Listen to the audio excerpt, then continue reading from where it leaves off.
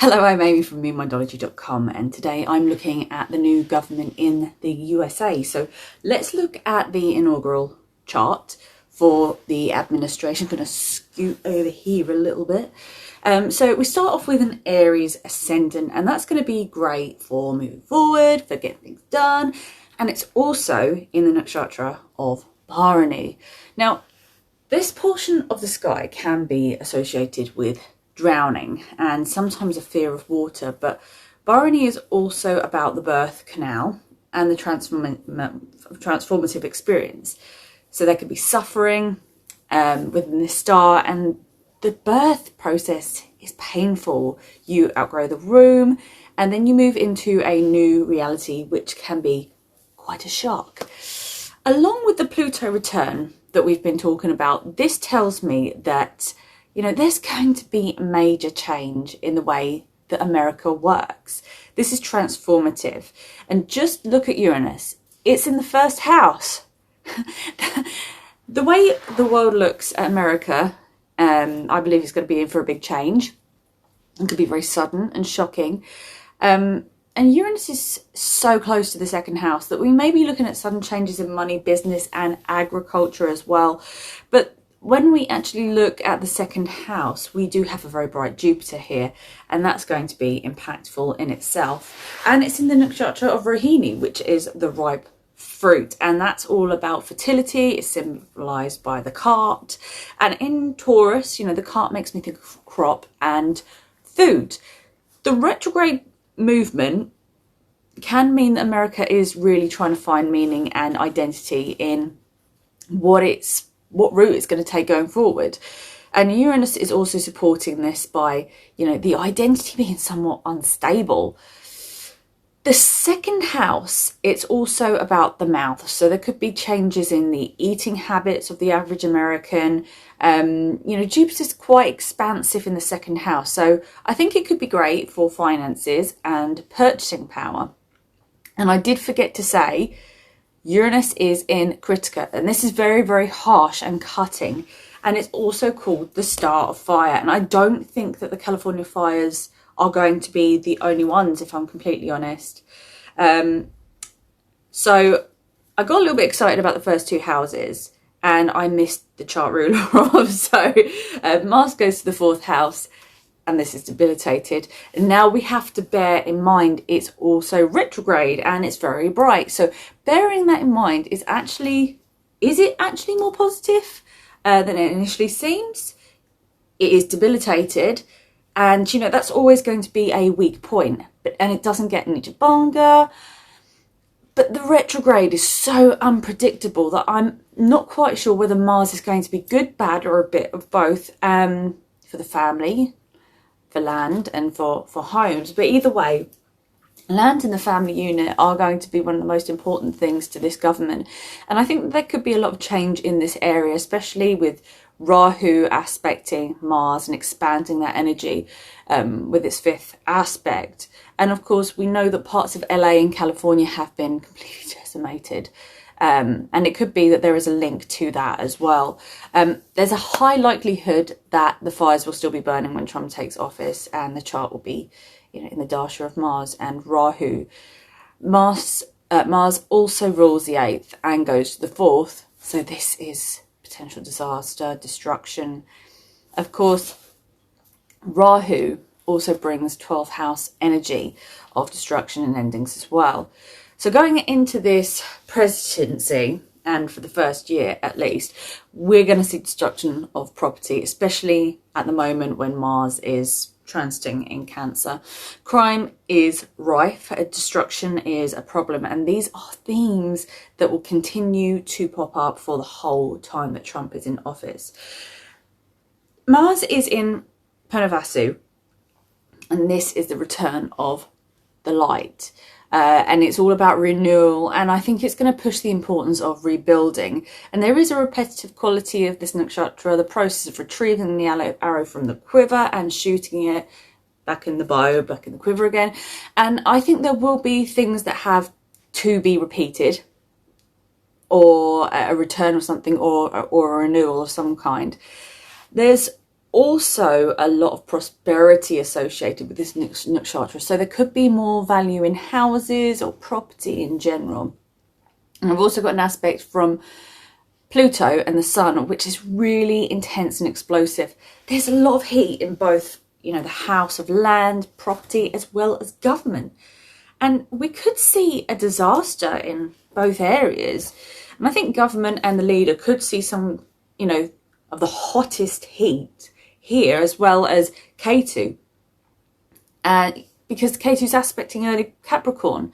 And I hate to say it, but with Trump's midhaven being right on a goal, I have this awful feeling that there could be an assassination. Looking at Pluto and the sun, this is really oppressive. And I think Trump could be a lot harsher this time. Pluto is very controlling, and the sun is the king or the father. And this, you know, this can lead to dictatorships or something very painful and transformative. We're not even halfway through this chart, and I think it's very clear there's going to be some incredibly difficult and unusual changes in America. Let me be frank here. If we're having negative effects, we could have assassinations, fires, authoritarianism, and a leader that is out of control, and, you know, capitalism on steroids and big business taking over. On the positive side, the sun does get Digbala, and this could represent a very strong and stable leader who is able to take control over the government and transform it into something that works much, much better, which I'm not sure. I'm not sure which it's going to be. But Mars could assist with real estate, and there could be a government-led development of property or land. Either way, by 2030, America will be a different place after this, in my personal opinion. The nakshatra here is Uttara Ashada, and this is the latter victory. Now, in the mythology, there are 10 gods of Dharma, the Vishvadevas, and they were able to grant untamed or unchallengeable victory. And this is a very righteous and sincere nakshatra, which adds to the element of a serious leader who takes their position and work very, very seriously. Now, I've said this before, but I do think that in the second part of this administration's term, we could potentially see a war. I do see something kicking off in 2028. And in general, I think that this chart may be involved. Another thing that I want to say is that Pluto is at 7 degrees, and this is the Pluto return for USA. And what fixed star does it sit on? Altair. And this is the fixed star associated with the eagle, and what animal represents America? It's the eagle. So the 10th house is the house of pride and status. Most visible things will be, you know, the power of the leader himself. And because the 10th house ruler goes to the 11th, this is also impacting economic change and alliances. And then we have Venus and Saturn together, and I don't like it when these two meet at all. I've seen this alignment a lot with disasters, and Saturn is very strong, but you know, I have a strong Saturn too, and my Saturn Dasha, you know, it was terrible. We can't escape that Saturn represents death and misery, and it will pull those meanings across with it. Venus is also a Marika planet, a death-bringing planet. And so, you know, this combination can be very difficult, especially during dashas where they're activated as well. From December 2026, you know, to the end of the term, it will be in the subdasha of Saturn, which really can create some problematic situations. But what I do like about this chart is that Saturn is strong. Saturn is your foundations, and the last few years were good for building structures. And, you know, what else has an underlying structure? Societies, the economy, production. So with Venus here, as I said, I don't like seeing this combination, but it could be that there is an economy for luxury items, as Venus is luxury goods. In the 11th house, we're looking at association with groups, other nations, and I want to say that Trump will have good relations mostly, but they are conditional on something, probably money or wealth, and you know, he won't be afraid to cut those things off. We know he is like that anyway, but you know, it seems to me like there is some more support for that attitude in this time, and they will be sitting on Purva Bhadrapada, and I personally love this nakshatra because I have it. It's dark, it's passionate, it's transformational, it's somewhat cynical, realistic, but it's also associated with the sword and the funeral cot. So there can be a link to accidents and danger as well on the other side of it. The Saturn Dasha can really bring problems with things like that. But I have thought that, you know, Saturn does represent the elderly as well. So they could feel a sense of luxury, perhaps. There could be more wealth going to the elderly. But we also have Rahu and Neptune in Uttara Bhadrapada. And again, this is the funeral cart and the serpent of the deep. And there is a depth to this part of the sky. It's the warrior star. So there can be a bit of fighting and anger.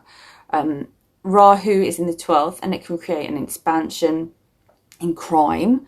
But, you know, it's also potentially linking to something dealing with the elderly as well, because the 12th house is related to that. There can be confusion, extreme situations. So I would wonder if there is going to be an increase in crime, but equality could be a crackdown or confusion with mass immigration. Either way, I think there's going to be extreme situations happening that are confusing, and it, you know, there's definitely pointers to things that are foreign lands, enemies, and the 12th house ruler is in the 2nd, so there can be problems with money going abroad or foreign interference or enemies. Rahu is also the future and electronics as well. So there can be some problems with digital attacks. There could be protests from foreigners. Mercury is in the 9th house. There's going to be a lot of communication and discussion around laws and how they should be implemented. Mercury also represents social media and news in general. So there could be changes around the law in that sort of area. Think of TikTok. And there can be deals and agreements made with neighbouring countries as well. And this is really great for import and export. And I think this is a nice pointer for the economy is to be doing well as well. Mercury is media, and it isn't afflicted or causing a major issue. So I think the media will in general be a lot easier on Trump throughout this entire term. In Purvashada, I do think that a lot of effort and a war will be occurring in terms of law and agreement. And I wonder if another amendment could be, you know, added with this constitution. Added to the constitution. As Sagittarius is about, you know, potentially illegal immigrants. So, you know, he could pass a bill that impacts this. This is the universal star, and it's associated with declarations of war. And I'm not really sure that I see anything other than information or hacking war here. It's interesting that I do see a potential for war in 2028, but I can't see anything here to support something as catastrophic as World War I or II. And I don't believe for a second that America would sit and watch a war without, you know, eventually getting involved. So lastly, we have K2, and the moon is conjunct in the 6th house. And this is the house of economy, service, industry, health. And this is where things really start to look a bit grim as the moon is quite impacted by K2. Luckily, it's quite a wide orb, but there is still a downer on, you know, the public, problems with the oceans, oil. There could be some kind of oil fire scandal involving water or something like that. And there's something to do with chemicals as well. Perhaps there's going to be some kind of oil spill that public services have to deal with. I mean, Looking at these two, Ketu is very hot and the moon is water, so there could be drought, there could be impacts to public health as well. Looking at the transits, there are a lot of things going on, as you know, this is a new chart. And interestingly, Saturn will be transiting Venus 3rd of Feb, and that could trigger some kind of event. There could be a problem with luxury items. And in August, there will be an aspect from Jupiter to Saturn and Saturn and Venus. So this could bring a period of time where there are agreements and alliances being formed. In October, Jupiter will aspect Mars, and Mars is going to be really heavily activated, and there could be more problems with housing, there could be anger, there could be issues with land. But I do think that there are going to be a lot of problems in general, as the chart is in the dasha of a really debilitated planet, and it just doesn't bode well. I think there are plenty of positives, but I think there's going to be a lot of anger, violence, problems, and you know, it's very revolutionary. It's a very revolutionary period for the USA. But I hope you found this interesting, and I will see you next time. Thank you so much. Bye.